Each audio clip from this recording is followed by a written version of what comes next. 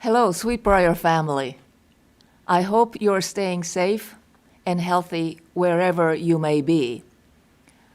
I'm connecting with you from the campus in Amherst County, where it is just simply beautiful and glorious today. We have the daffodils, azaleas, forsythias, magnolia, and redbuds. I just wish our students were with us to enjoy the glory of the nature at Sweet Briar College.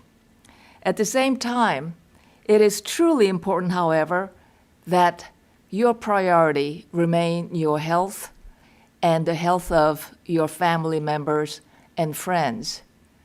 Especially to students, I want to emphasize that it really is your public responsibility to remain healthy and to not expose yourself, whether or not you are healthy, and not be exposed to other people. It really is a public responsibility in these very difficult times. This is day 2 of our online instruction at Sweet Briar College.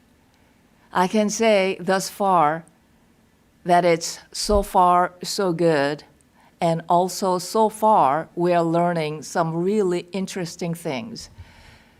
You know, there is no doubt that the greatest strength of Sweet Briar College is face-to-face instruction delivered in very small classrooms by faculty that care deeply about our students. And being a school that specializes in this kind of very individualized, careful, and caring instruction, that we're not always very familiar with online education. But as we now embark on this uncharted territory, we find that the strength of Sweet Briar College, this kind of superlative education in a small classroom setting with an extremely favorable student-faculty ratio, is also what makes us very strong online. If you can imagine what it's like to be connected through Zoom with instructor and 700 students, it really is a pandemonium. But we find that through various modes that we're deploying to deliver instruction remotely, that our class size really works to our tremendous advantage. Our faculty is capable and able to, at the moment, to deliver the same personalized, individualized kind of instruction online through Zoom and through Google Meets and any other medium that they find most amenable for the particular classes that they have to teach. I teach myself. I'm teaching a course that is required of all our students, and I find it very easy, actually, to connect with our students online and to engage in discussion. I might even say that I'm learning a lot about how to teach students better than ever before. So I think that this is a really wonderful opportunity for us to learn through this new experience, but also to deliver really the same kind of high quality instruction that we have always excelled in. These are very difficult times, and we still don't know the full impact economically of this crisis that we are living through. Although we don't know the full impact, and although many colleges in Virginia have not come forth and made declarative statements, I want to make very clear that Sweet Briar stands with you. That Sweet Briar families of our students, come first. And so I want to be pretty clear about what we can do to help our students and their families in these very difficult times. In terms of the tuition, because the classes are continuing, and the classes are continuing under favorable circumstances for us, enabling us to deliver superlative education, there will not be any kind of refund in terms of tuition. but we are prorating room and board for our students, and we will credit the prorated amount to student accounts as they return for the fall. This is what we can do to support our families in times of difficulties. I know you have a lot of questions, and so what I like to do is to introduce you to our leaders on our campus. Here with me, appropriately socially distanced, are Teresa Garrett, who is the Chief Academic Officer for the college. I have also Jody Canfield, who is the Athletic Director, and she is the Tsarina coordinating all issues related to the current epidemic that we're experiencing. And then I have with me here Luther Griffith, who is our Chief Finance Officer, as well as Mary Pope Hudson, who is our Chief Officer for Alumni Relations Development and as well as Communications. And as you ask me questions and as they're ready to answer your questions, I'll invite them to the stage to sit appropriately distanced from me. And oh, I forgot to mention our Chief Admissions Officer, Aaron Basco, who is also here with me. Will any other fees be credited?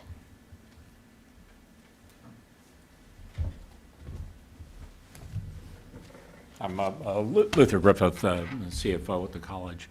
Yes, we'll be going through the other fees, for example, equestrian and riding fees, and looking at appropriate credits for those on each of the student accounts.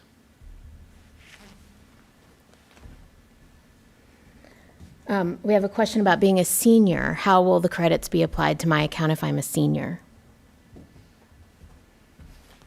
For seniors, upon successful graduation, we'll credit to their account, and if they would like a refund, we'll be glad to issue that at that point. Also, they may be encouraged if they'd like to donate it to help Sweet Briar, since they'll be part of the family.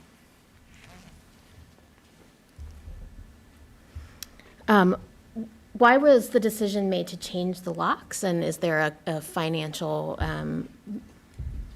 reason for that? Sure. On all of our buildings, the locks, we have what's called a core, and so when the buildings are not in use or students are off campus for security reasons, we change the core. So we have those. There's no incremental cost to the college of doing that. They already exist. And part of what we'll do during this period is to go through and systematically clean all the public spaces in the building as teams go through that to make sure everything is ready for the students' returns. Luther, you might as well stay there Okay. since you're fielding a lot of questions. Actually, I think we have some academic questions. Sure, now. and Teresa can Teresa. answer from that side. When will we be making a decision about the 3-week session? So the decision about the 3-week session will be related to you on or before April 6th. So we're still monitoring the situation and want to get that information to you as soon as we can. And a related question about graduation. Again, this will also be something that we will decide on or before April 6th. It will be one of those hard decisions that the college will be facing, and we're hopeful that all of the actions that we're taking right now, both here at Sweet Briar, that you're taking at home, that everyone across the nation is taking, will create an environment in which things can return to normal operating procedure as quickly as possible. How are we supporting students who may not have good access to the internet at home? That's a great question. And I'm really happy that you're asking that on behalf of those students, because if you're watching this, you have good internet at home. We are really working hard to make sure that they get what they need in order to do their coursework. And I've had individual conversations with multiple students who are on this in this circumstance over the telephone to find a way to get things to work. So we are doing things from mailing them materials, providing them with zip drives or little USB keys with their coursework on it so they can just load it onto their computers and write their papers and then send that back to us. Even if they have to write papers longhand, we'll be accepting those as well. So faculty are being really flexible and really working hard to work with each student to make sure that they have all of the access to their education here, no matter what their technological barriers might be. How are you handling classes that are more hands-on, like labs and art classes, performing classes? And again, this is where our faculty are really stepping up to the plate and doing all sorts of creative things. So our art faculty are mailing to students who need it art supplies so that they can do an art project at home and then photograph it and send it in for evaluation. Our engineering classes are sending kits to students to be able to do the hands-on work that they need to in their lab classes. Some of our lab classes are moving to a much more data analysis-driven mode. So, a lot of science, running the instrument or doing the experiment is not the trickiest thing. It's actually the real intellectual work of analyzing the data and crunching it that's happening. And so data sets are being sent to students to do that analysis at home and engage in that, as well as like deeper dives into research projects related to the field where they're learning about other people's work and interrogating and dissecting that work in a deep and meaningful way. So we're doing all sorts of creative things to have students have access. I know our dance faculty are having students record their dances and then send them, and then they're critiquing them in the same way that they would in the classroom. It's just going to happen with a little asynchrony, perhaps. Will grants or financial assistance through programs for like the writing program or help with writing fees still be given to students who've been awarded them? We're going through looking at a number of those different aspects from a individual basis and then also college-wide. So since we're in the early days of this, there's some things that we haven't been able to get to, and that's one of them. But we're working quickly on many of the different items. Will Sweet Briar consider a summer graduation celebration? That is a possibility. We are looking at all kinds of possibility at the moment. Yeah, and I'd say for our the Elston Inn, we've had a couple of families call asking about graduation. We said, well, right now, just leave your reservation, but we'll get back to you as soon as we know whether we all as a community can come back together, and that's part of what we're looking for and making sure the campus is always prepared and ready for the students to come back. How are we cleaning? We were using green chemicals before or something. So how has that changed, and how are we keeping our on-campus folks safe? Sure. We've always made sure that they take care of protecting ourselves. We're doing some additional steps. For example, we have some materials that go onto the door handles that I think are good for 6 or 7 days that will kill any bacteria that are on the doors. And we're making sure in all the spaces that we're using that we have appropriate distancing, limiting the number of chairs at a table, making sure those surfaces are periodically cleaned as we need to, and keeping an eye on usage. Part of what we've done there are a few students here and also faculty and staff. We have food service, but it's all takeout as people have done elsewhere, and spacing everything. So following all of those protocols, we can make sure that the space is safe for everyone to be in, but in reminding them of their obligations too, to properly space, just as we are sitting at the table here. What about students who had on-campus jobs and that's a source of income for them? How are we? What are we doing to support them?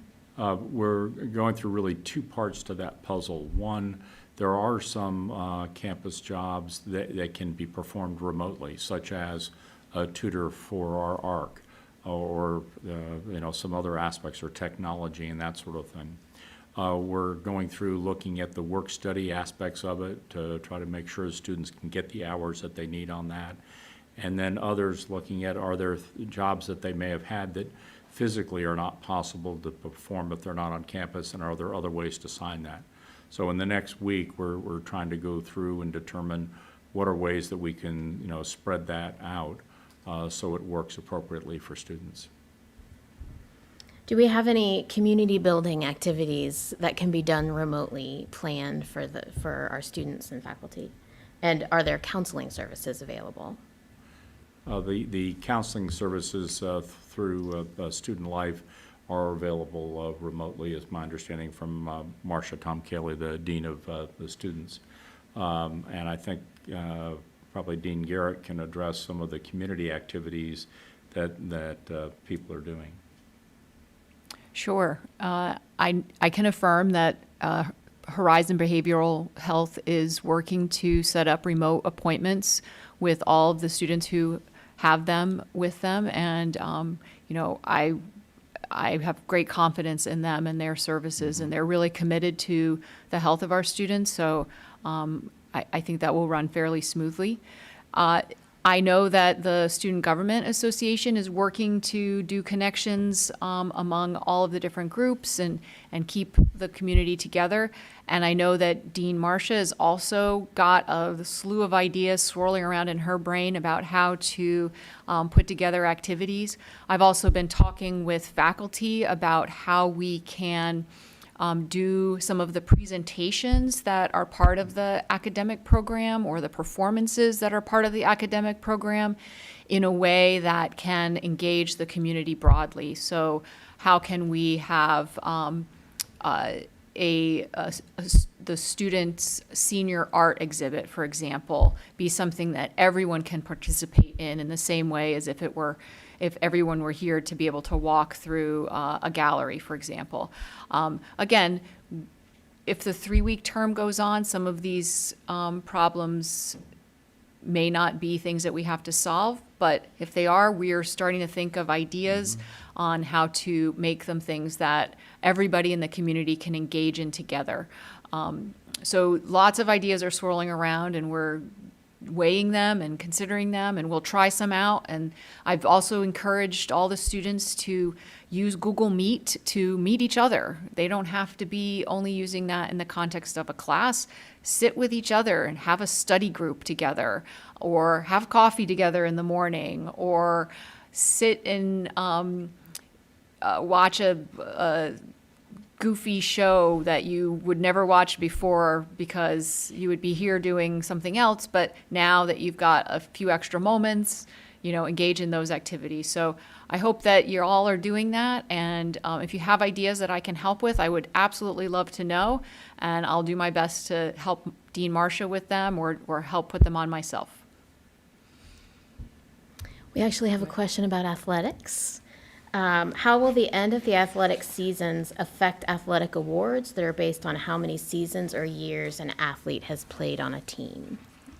So we still have that hurdle yet to cross. We have been, looking at what the calendar is going to bring in terms of, particularly the athletic banquet itself.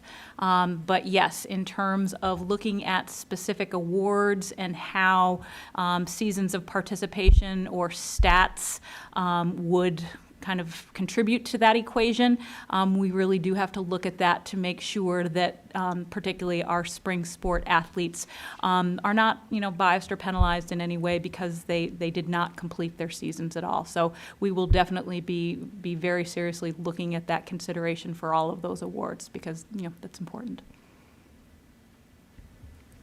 What does the crediting mean for students who may be on payment plans?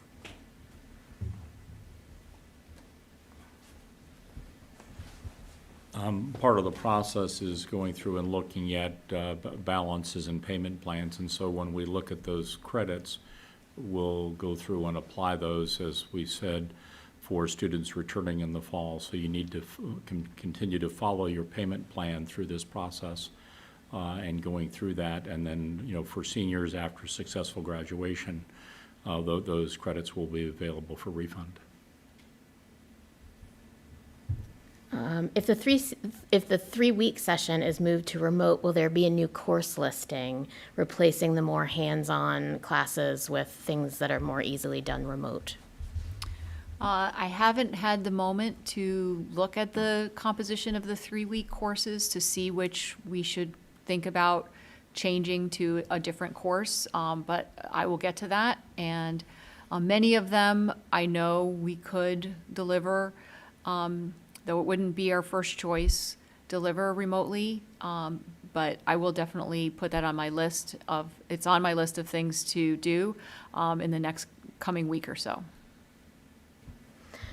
A technology note that we're having a bit of a delay on the sound, I think, and we're working on that, so bear with us. Technology is fun. Recruitment. Aaron, how is this going to affect recruitment? Sure. Obviously, we are still recruiting and working on bringing in our next great class of students. The way that it impacts us the most is just in our ability to bring those prospective students to campus, which obviously is curtailed.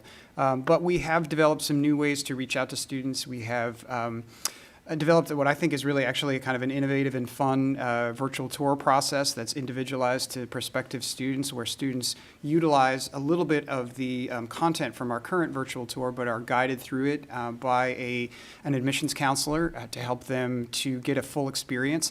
And I think this has just given us an opportunity to really very much personalize the process for each student. So we are contacting each student that we've been in process with and asking them how we can help them with other pieces that they can work on right now, for example, their financial aid, or perhaps helping them to be in contact with a particular faculty member or someone else that they may need information from. So right now our recruitment numbers look good, and we continue to see students depositing and connecting with us, and we're just trying to keep them engaged in the process through the virtual tour or through other online opportunities that we can offer. We've been partnering with a couple of different areas of campus to offer some online events that students can come and get specific information or meet virtually with a particular member of campus so that they can have as close to an on-campus experience as possible. So, we are feeling positive about working with students and helping them to connect with the campus and getting everything else ready that we can so that they'll be in good shape to be with us in the fall. We have several questions about if the 3-week session does happen to be canceled, how will students move out, get their belongings? How will we make that happen?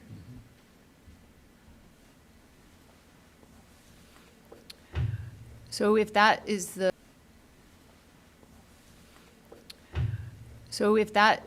situation that we're facing, then Dean Marshall will be reaching out to everyone to set windows for which people can come and get their things from the dorm rooms, and they'll be set such that the sort of traffic through those areas is kept to a minimum to keep everybody safe. But I really hope we're not there, but that's the current sort of preliminary plan. If I may add, in addition, if it's difficult for a student to get back to campus, we will help deal with packing up their items and shipping them back as appropriate. We'll have to go through based on the sizes and and how we handle that. But that's one of the things that we're looking at on how do we deal with that so it's appropriate for the student, especially if you're at a distance.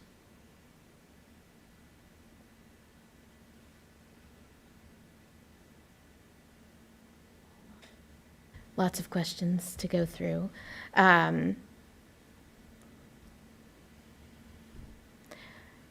I think you mentioned, you touched on this briefly before, but talk a little bit more about helping students manage the stress of being away from home, being the stress of sometimes living in a situation where we're all, they're isolated and there are academic pressures and there are personal pressures, and how are we going to help students deal with that? If students feel like they would like to engage with Horizon while they're, wherever they are, please reach out to me or Dean Marcia, and we'll do our best to make that happen. Reach out to me and we can chat over Google Meet. I've talked with several students over the last week or so about this situation, and I have some ideas that are best deployed in a sort of individualized basis for how to kind of manage the new environment. And we all recognize that this is not where we want to be at this moment, but we're here and we're gonna make it happen. We're gonna use our creative and design thinking skills that we've learned here, and we're gonna apply them to this situation to get through it and be better than better off than where we were before. And if I might add, in athletics, we've also been talking about some different things that we can do in terms of setting up either another Canvas class that are related to stress management. And I know for my own personal class, I've already started sending out the assignments that talk about the importance of physical activity, the importance of wellness, the importance of self-care. I think it's something that we can talk about in terms of making those resources available to all of our students and not just the students who are currently enrolled in a PE class, because it is really important that you all take care of yourselves in terms of not only your your mental wellness in terms of your academics, but your physical wellness as well. It's really important. Will there be a reimbursement for parking permits that aren't being used for part of a semester? There are certain items that are just annual fees, and so on that one, no.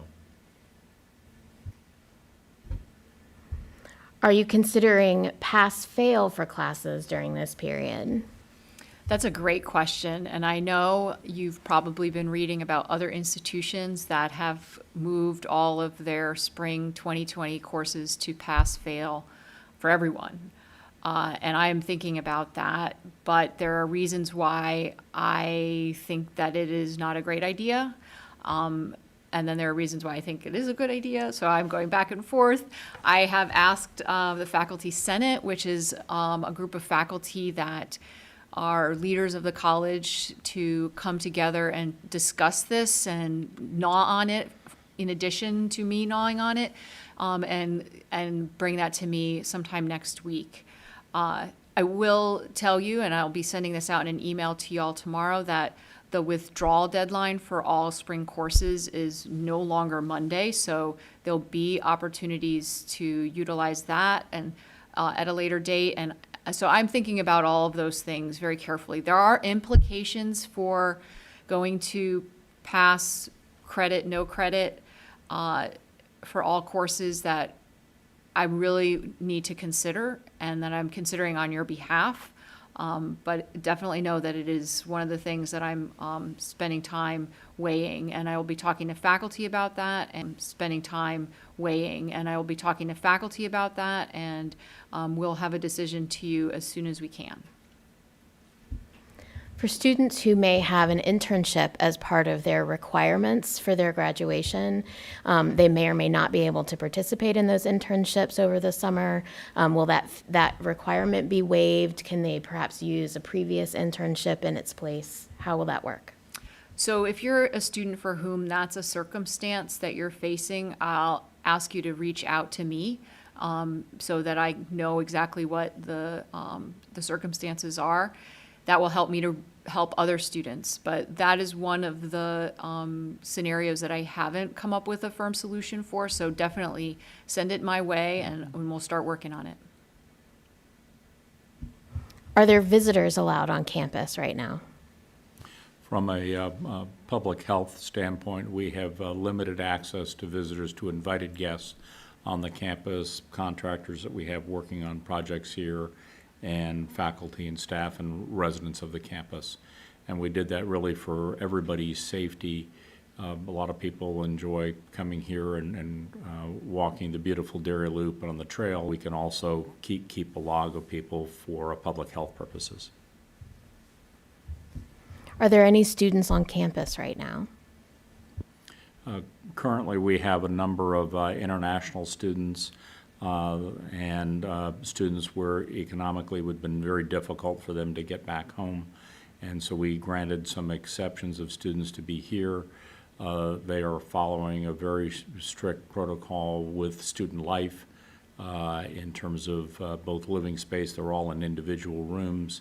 They understand the ground rules of being on campus, and we've made that straightforward. And that's also one of the reasons why we've made sure that we have food service here, so they have takeout, so those needs are also accommodated. So doing that really for students where it would have been very difficult, and we had them go through that process. How will room selection be done online?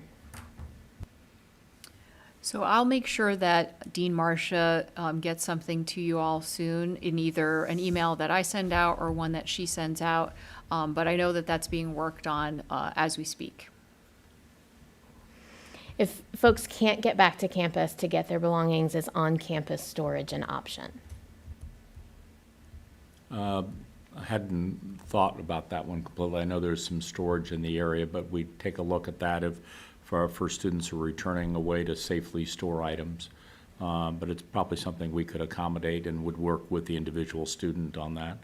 Want to make sure there's nothing left in fridges and that sort of thing, that's one of the things that you have to go through and make sure, but we could probably accommodate that. If the 3-week and junior banquet are canceled, will junior rings be sent to them? The rings, I've talked with the woman who runs our bookstore. They're all on the safe that have come in there. And if it gets to that point, then we will arrange for that to be shipped out to them safely. If you have paperwork for whatever reason that may need to be signed by somebody on campus, how will that be handled? So we're almost completely done with converting all of the forms that are located on the student forms section of MySBC to be fillable PDFs where you can fill them out on your computer or on your phone, I believe, and then virtually sign it with your name, and then send that to the faculty that need to sign it. And they can either put an email response that says, I approve of this, whatever it might be, and send that to my office, and then we'll review them. We'll help to facilitate getting any of the permissions that students need, and then send them to, usually they end up going to the registrar's office to be processed. So have no fear that we will help with those forms, or if a form is untenable, you can call my office and we will help you to make those things happen. You spoke a little bit about pass-fail, but we have a specific question about how that might affect a GPA. So if a course is pass-fail, or here at Sweet Briar, it's pass, credit, no credit are the options. That does not count into the GPA for a student. So that's one of the things that I'm considering when it comes to making that available more broadly, is that your hard work to earn an A in a class is not a P, right? And so and likewise, other students that need to have their hard work represented by their grades and be counted in their GPAs to help them to move off academic warning or probation, or to meet satisfactory academic progress. They need those grades to do that. So those are all things that I'm considering, but if courses were pass, credit, no credit, then there would be no impact on your GPA. And if we did that across the whole college for the spring semester, you would have no change to your GPA over this academic semester, and so those are things that I'm thinking about, and what does that mean for students in this moment right now? How is SGA getting involved, even though they are also not here? Yeah, so SGA has been having their meetings. They had one the other night, and they did it all virtually through Google Meet, which I'm sorry I missed, but Dean Marcia filled me in a little bit about that. Student elections are going forward, so you will have received some emails about that, I believe this afternoon, that will let you vote for your new student leaders for next year. So SGA is also thinking about activities and how to connect you all while you're spread all over. And we're really happy to have them as a great partner to get through this. So I look forward to working with them on this moving forward.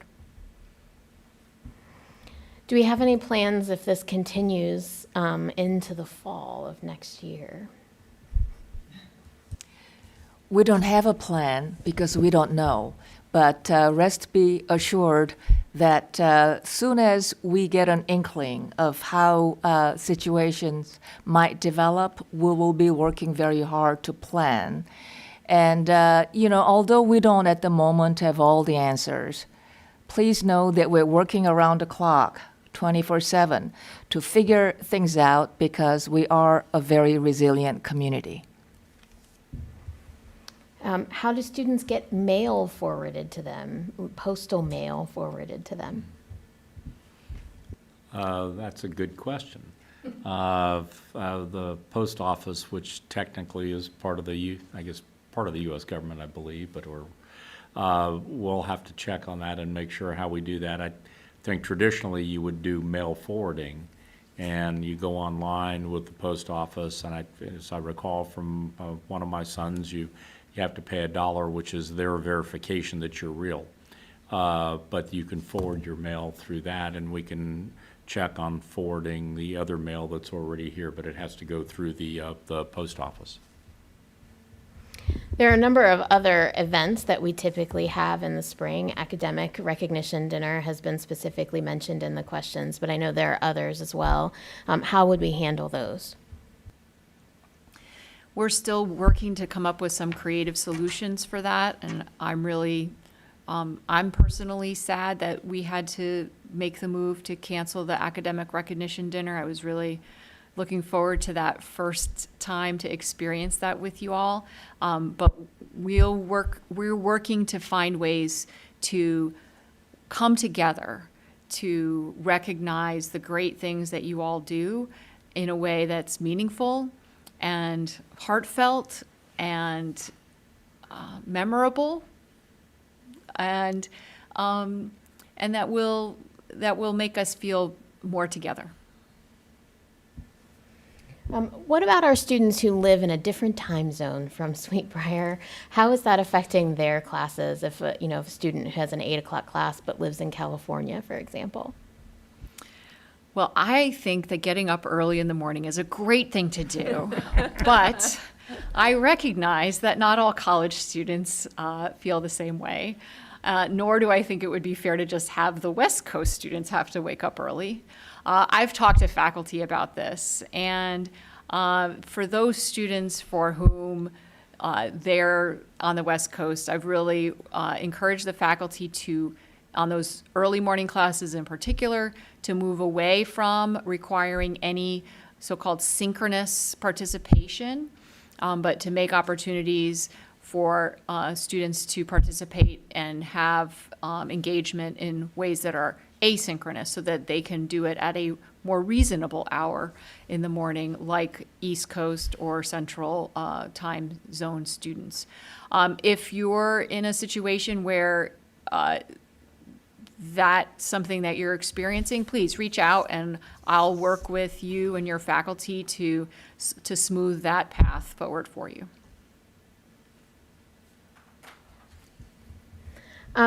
Talk a little bit about how the syllabi have had to change as a result of this, and will classes follow a structure of due dates or get it done on your own time? That's a little bit more detail about synchronous versus asynchronous. So faculty are making changes to their syllabi, which is to be expected because we've had to do things differently than how we would do them if you were all sitting together in a room with one another. And so there's been all sorts of changes to syllabi in terms of things that are going to be expected that are new now compared to what they were before break, and that you should be getting clarity from your faculty about those things. So Canvas is the mode that many faculty are using to relate those changes. If you have any questions about them and how they impact your grade or how they are going to be meted out moving forward, first point would be to reach out to your faculty who's teaching that course and ask them to clarify what the expectations are. But a lot of courses are moving to engagements through discussion groups on Canvas, or having assignments that are due on a reading or after watching a lecture that a faculty member may put together. All different things are happening. And there'll be changes that are happening moving forward. But again, if you need help getting clarity on that, reach out to your faculty or reach out to me, and I'll help to make sure that everybody understands, is on the same page with what's going on. I can talk a little bit from experience of how the syllabi are getting revised. I teach a course which is predicated on students visiting presidential homes and libraries in Mount Vernon, Montpelier, in Monticello, as well as other presidential homes, of which we have many in Virginia. Well, obviously, with the current situation, we can't have our students visiting with me presidential homes. And so I've had to revise my syllabus very, very extensively and put it on our Canvas site. And the students will be relying quite a bit on virtual tour of the presidential homes. And I'm very happy to say that some of these virtual tours are just spectacular. And I have changed my course materials from the kind of materials that people need to work with in the library or by purchasing books to resources that are readily available online. And I have provided my students with materials that I have collected online. And we are engaging students in chat rooms and through Google Meet. And actually, I'm meeting weekly with each of our students. And so the frequency of visits and one-on-one meetings has become very intensified. And I am making it very clear to students that I'm putting a lot of weight in the latter half of the 12 weeks rather than the first half, so that the students know that we mean business here and that this remote learning is as important and as fruitful, productive as the face-to-face instruction. In addition to questions, I'm also getting an announcement that there will be a virtual alumni career panel with 6 recent alumni next Tuesday at 7. So if you're a current or prospective student and you want to see what our young recent alumni are up to, we're going to make that possible through the magic of the internet. How are finals going to happen if, in fact, we do not come back? Or even if we do, I guess. So finals for the 12-week will happen remotely, and I have not worked out all the details that need to be managed with that yet, but you will know as soon as I get that lined up. Another athletics question for Jody. Will any athletic championships be considered for rescheduling? So at this time,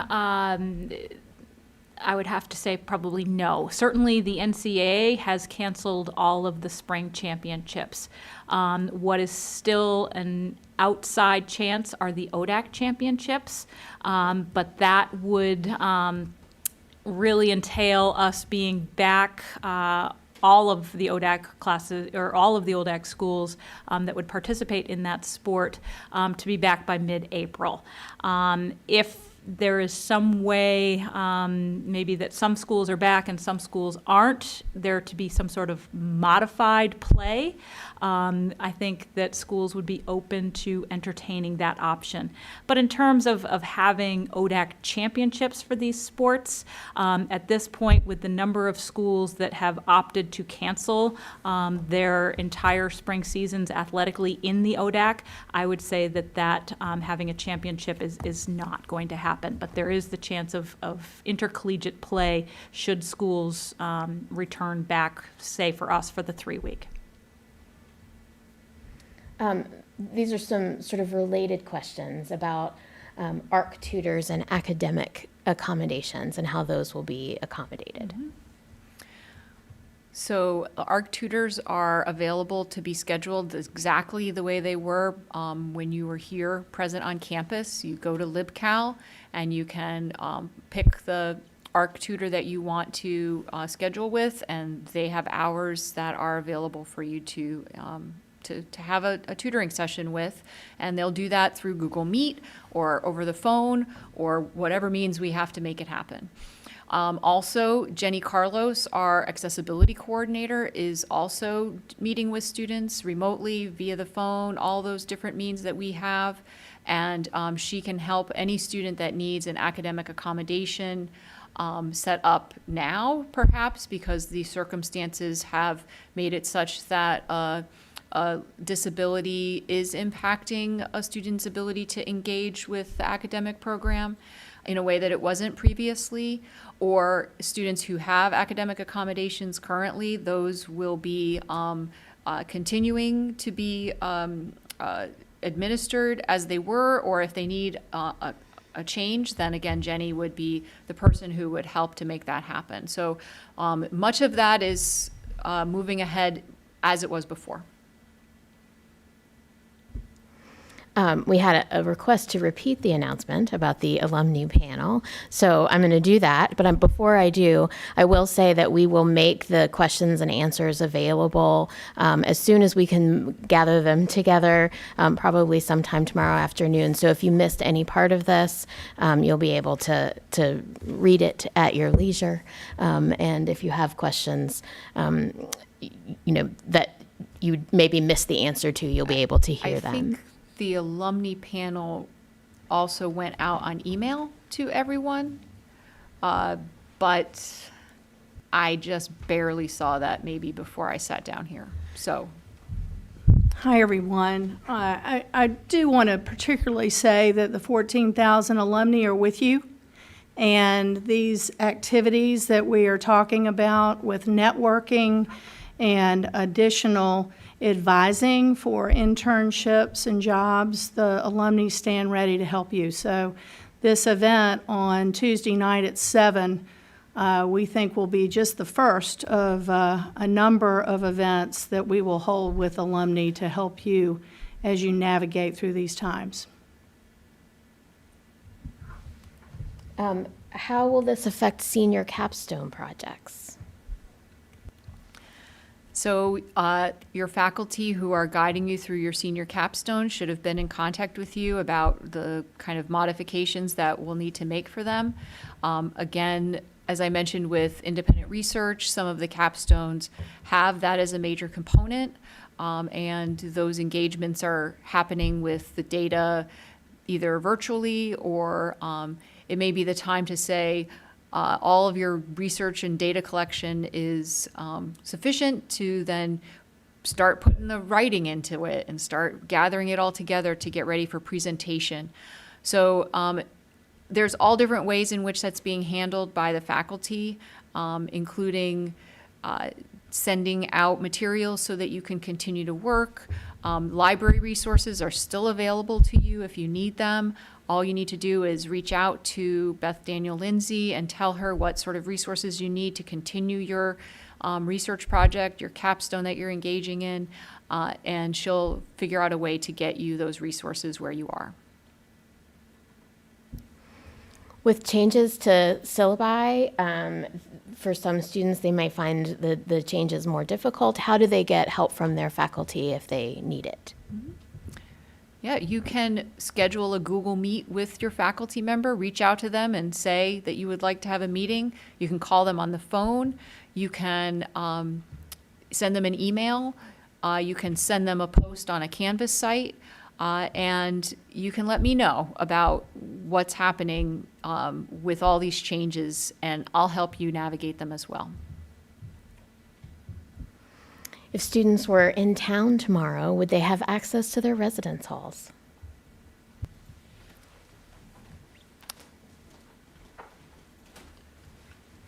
We'd ask that you contact Student Life and make an appointment. And as I said earlier, invited guests are permitted on the campus, but you need to make an appointment to come in, and then, again, we can keep people spaced out to access the rooms. We have some questions about if students can choose to have a Class B pass-fail. So the deadline for choosing whether or not your courses pass-fail has long passed. But as I said earlier, I'm thinking about this, and I'm talking with faculty, and we'll be back with you soon about whether or not how that could be an option or not, and our decision, thinking behind that decision as soon as we can. What about our parents whose children are here and they are very far away? What are we doing to stay in touch with them?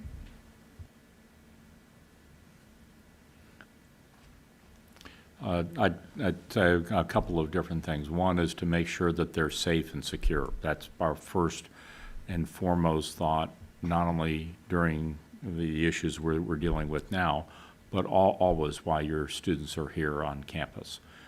We have our campus safety, and we have that on 24/7 now, as I mentioned earlier, in terms of the front entrance, but also doing patrols. If they need any assistance, they can call campus safety, as well as Student Life.